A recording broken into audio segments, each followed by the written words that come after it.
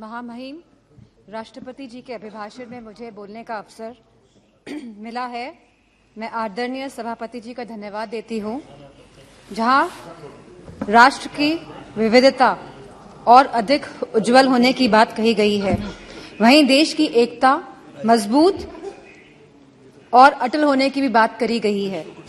हम सभी सांसदगण इस बात को मानते हैं, इस बात से सहमत है।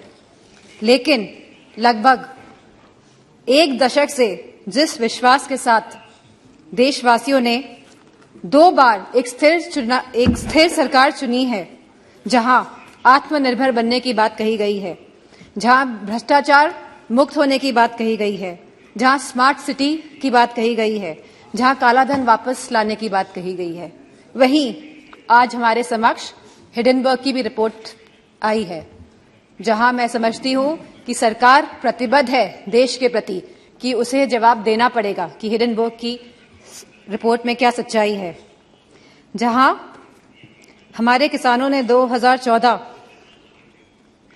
में ये आस जागी थी हमारे किसानों की कि ये आप लोगों ने विश्वास दिलाया था कि उनकी आय 2022 तक दुगनी हो जाएगी। वह किसान आज भी ये आस लगाकर बैठा है कि उसे सब्सिडी में बढ़ोतरी मिलेगी, कि एमएसपी के सही रेट्स मिलेंगे, पैदावार के लिए मंडियां की व्यवस्था उनको दी जाएगी। एक समय ऐसा था जब किसान विश्वास के साथ आपकी तरफ देखता था। वही किसान आज निराशाजनक आंखों से आपकी तरफ देख रहा है। जहां युवा शक्ति की बात हुई, युवाओं में भी बहुत जोश उत्साह था 2014 में कि लगभग 2 करोड़ नौकरियां दी जाएंगी प्रति माह। लेकिन आज उस जोश और उत्साह का पतन होते जा रहा है। आज जहां अग्निवीर जैसी योजना लेके आई है सरकार, तो उनका आत्मविश्वास तोड़ने का काम किया है सरकार ने। यह कैसा अमृतकाल है जहां युवाओं के पास नौकरियां नहीं हैं, जहां किसानों के पास खुशहाली नहीं है और जहां महिलाएं अपने आप को सुरक्षित नहीं मान रही हैं।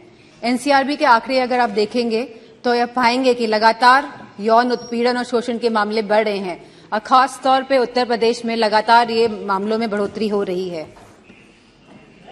जहां महिलाएं, जहां हमारी माताएं बहनें जो रसोई में काम करती है, वो लगातार महंगाई से लड़ रही हैं।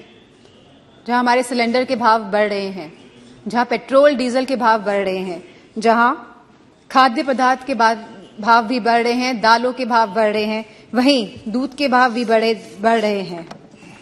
आयुष्मान भारत योजना के तहत के अंतर्गत कार्ड तो बने हैं, लेकिन स्वास्थ्य सेवाएं उपलब्ध नहीं हो पा रही है।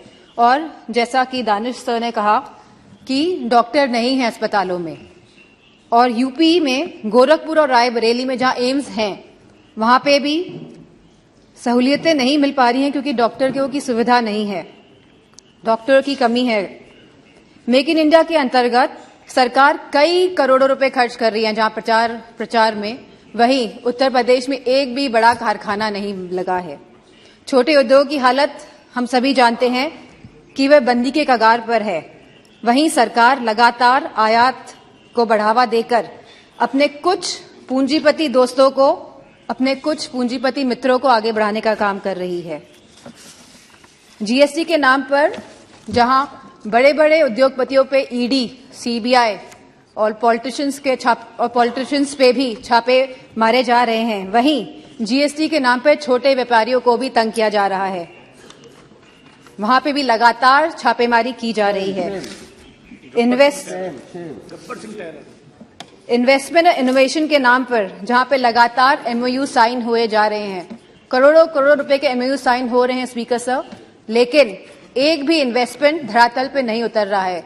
जो सरकार यह दर्शा रही है कि हम स्वर्ण काल में जा रहे हैं, जो सरकार यह दर्शा रही है कि देश आगे बढ़ रहा है, तो मेरा मानना है जहां रोजगार नहीं है, और हम कभी गरीबी नहीं हटा सकते जब तक हम लोग रोजगार अपने युवाओं को नहीं दे पाएंगे। महामहिम राष्ट्रपति जी ने कहा कि सबका विकास और सबका साथ की बात भी करी है, लेकिन उत्तर प्रदेश में नियुक्तियों में सबसे ज्यादा भेदभाव भाजपा की सरकार में हुआ है। यदि कुलपतियों और प्रोफेसरों की नियुक्ति को देखा जाएगा तो सभी वर्गों को सम्मान नहीं मिला है। जहां राष्ट्रपति जी ने अनुसूचित जाति, जनजाति, पिछड़ा वर्ग, अति पिछड़ा वर्ग की भी बात करी है, लेकिन जातिगत जनगणना की बात नहीं हुई है। अगर हमें सही मायनों में अनुसूचित जनजाति, अनुसूचित जाति, पिछड़ा वर्ग, अति पिछड़ा वर्ग लोगों को सम्मान देना है, उनको हक और सम्मान देना है, तो हमें जातिगत जनगणना पर भी बात करनी चाहिए। इसी के साथ जहां कहा गया था कि नमामि गंगे, जहां गंगा की सफाई की बात करी गई थी, गंगा में क्रूज चलाने की कभी बात नहीं करी गई थी। जहां गंगा की सफाई की बात करी गई थी, आज भी गंगा का पानी शुद्ध नहीं हो पाया है, क्योंकि जब काली नदी और यमुना का गंदा पानी गंगा में जाएगा, जब तक ये नदियां शुद्ध नहीं होंगी तब तक गंगा का पानी भी साफ नहीं हो सकता है। तो मेरा मानना है कि सरकार संवेदनशील नहीं है इन मामलों को लेके, और जहां सरकार कोविड की बात करती है, अपनी पीठ दबाती है लगातार, वहीं पे हम सभी जानते हैं कि कोविड में क्या स्थिति हुई थी भारत की। जहां सरकार ने एक तरफ कलकत्ता के चुनाव कराए थे, वहीं उत्तर प्रदेश में भी देखा गया था कि सरकार परिजनों को जलाने के लिए लकड़ी तक उपलब्ध नहीं करा पाई थी। तो मेरा मानना है कि जो आप स्वर्ण भारत की बात कर रहे हैं और आने वाले 25 सालों की बात कर रहे हैं, आप बीते हुए एक दशक की बात नहीं कर रहे हैं, जहां आप लगभग 10 साल का आप अपना टेन्योर, अपना काल खत्म करने जा रहे हैं। लेकिन आप जो आगे की बात कर रहे हैं और 2014 की पहले की बात कर रहे हैं, लेकिन आप अपने दशक की बात नहीं कर रहे हैं। तो इन्हीं शब्दों के साथ मैं अपनी बात को खत्म करना चाहूंगी और आदरणीय स्पीकर साहब को धन्यवाद देना चाहूंगी। धन्यवाद।